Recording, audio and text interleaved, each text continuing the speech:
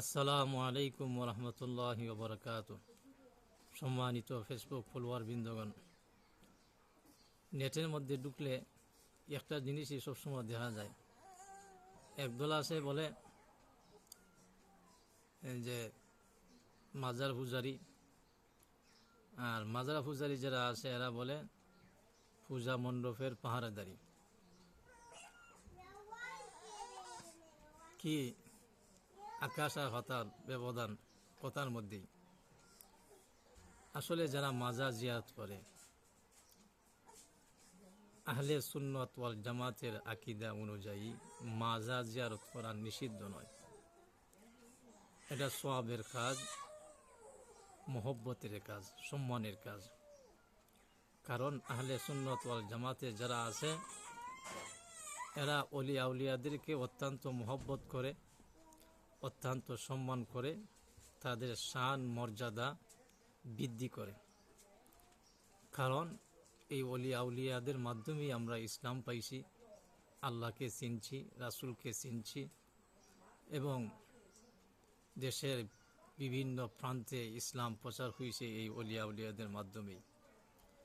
অতএব আহলে সুন্নাত ওয়াল জামাতের মতে এই অলি আউলিয়াদেরকে সম্মান করা, তাদেরকে মহব্বত করা, তাদের শান মর্যাদা বজায় রাখা, এটা আহলে সুন্নাত ওয়াল জামাতেরই আকীদা এবং তাদের এই বিশ্বাস। মাজার জিয়ারত করা কেউ নিষিদ্ধ করে না, কেউ নিষিদ্ধ বলেও না। কিন্তু আমরা যেভাবে মাজার জিয়ারত করি, এই মাজার জিয়ারতকে কেন্দ্র করে এই মাজার জিয়ারতের মধ্যে অনেক কিছু হয়ে যায়, যেটা দ্বীনের ইসলামের যে নিয়ম কানুন আছে এই নিয়ম কানুনের ভিতরে পড়ে না, অথবা নিয়ম কানুনের ভিতরে পড়ে না, এটা দ্বীনের জন্য ক্ষতিকর হয়ে যায়। মাজার জিয়ারতকে সাধারণভাবে করা যায় না। যেরকমভাবে আমরা আমাদের মাতা পিতা অথবা আত্মীয় স্বজন মারা গেলে কবর জিয়ারত যেভাবে করি সাধারণভাবে, সেভাবে কি হয় না? হয়। একটা মাজারকে অথবা কবরকে, অলিয়া উলিয়াদের কবর অথবা মাজারকে পাখা না করে, আতর না লাগাইয়া, গোলাপ জল না ডালিয়া, আপনার এরপরে আপনার গিলাফ না দিয়া, মোমবাতি না ধরাইয়া কি জিয়ারত করা যায় না?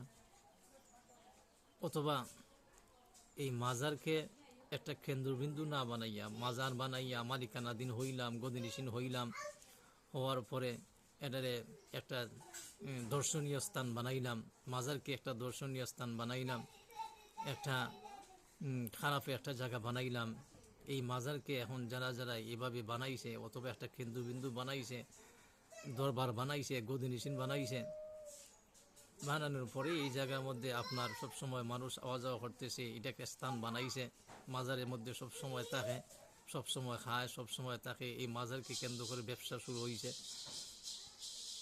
এই মাজারকে আপনার একটা উন্নত একটা ব্যবসার জায়গা বানাইছে। এটা সওয়াবের কাজ, কিন্তু সওয়াবের কাজটাকে একটা ব্যবসা বানাইছে। এই ব্যবসাটা না কইরা, এইরকম পরিস্থিতি না কইরা, আপনার উরুস, এরপরে আপনার এই দলভিত্তিকভাবে মাজার জিয়ারত না হইরা সাধারণভাবে কি মাজার জিয়ারত করা যায় না? এই মাজার জিয়ারত করলে অথবা অলিয়া উলিয়াদের কবর সাধারণভাবে জিয়ারত করলে কি জিয়ারত হয় না? যদি হয়ে থাকে তাহলে কেন আমরা এই মাজার জিয়ারতকে কেন্দ্র কইরা আমরা এই সমস্ত অলিয়া উলিয়াদের কবরটাকে আমরা এইভাবে একটা গুনাহ জায়গা কেন বানাইব? এটাকে তো বিবেকেরই প্রশ্ন। এরপরে বলা হয় যে যারা মাজার যারা জিয়ারত করে আহলে সুন্নাত ওয়াল জামাত, এরা নিষিদ্ধ করে, এরা খারাপ মনে করে। আসলে না, খারাপ মনে করে না, কিন্তু খারাপটা এই জায়গাতেই যে মাজার জিয়ারত করা তো ভালো, কিন্তু মাজার যে কেন্দ্র কইরা, এই জিয়ারতকে কেন্দ্র কইরা মাজারের মধ্যে কেন এইরকম অশালীন কাজ হবে? এটা তো মুসলমানরাই করতেছে, না হিন্দু হতে করতেছে, মুসলমানরাই করতেছে। এই মুসলমানদেরকে এই পাপ কাজ থেকে বিরত রাখা, এটা আহলে সুন্নাত ওয়াল জামাতেরই আকীদা।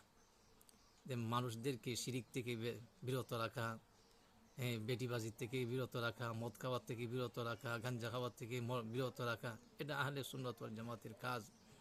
এটা কওমি অথবা ওহাবি যারাই আছে, এরা সাধারণ মুসলমানের কাজ, ইমানি চেতনা হলো তাদেরকে মুসলমানদেরকে গুনাহের কাজ থেকে বিরত রাখা। কুনতুম খায়রা উম্মাতিন উখরিজাত লিন-নাসি তা'মুরুনা বিল মা'রুফি ওয়া তানহাউনা আনিল মুনকার। মুসলমানদেরকে তোমরা সৎ কাজের আদেশ দাও, অসৎ কাজে নিষেধ দাও, বাধা দাও। সে কেন শিরিক কাজ করবে? সে কেন মাজারের মধ্যে বেটিবাজি করবে? সে কেন মাজারের মধ্যে মদ খাইবে, গাঁজা খাইবে? এটার থেকে বিরত রাখা মুসলমানের দায়িত্ব। আর মুসলমানের দায়িত্ব আর একটা হলো যে এই দেশের মধ্যে যেই দেশই হোক সংখ্যালঘু যদি থাকে, এই সংখ্যালঘুদেরকে নিরাপত্তা দেওয়া, এটা হলো মুসলমানের দায়িত্ব।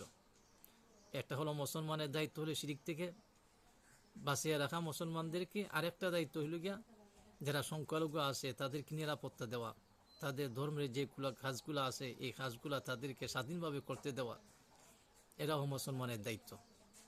শিরিক থেকে বাঁচিয়ে রাখা, গুনাহের কাজ থেকে বাঁচিয়ে রাখা মুসলমানের দায়িত্ব। আর সংখ্যালঘু যারা আছে তাদেরকে নিরাপত্তা দেওয়া, এটাও মুসলমানের দায়িত্ব।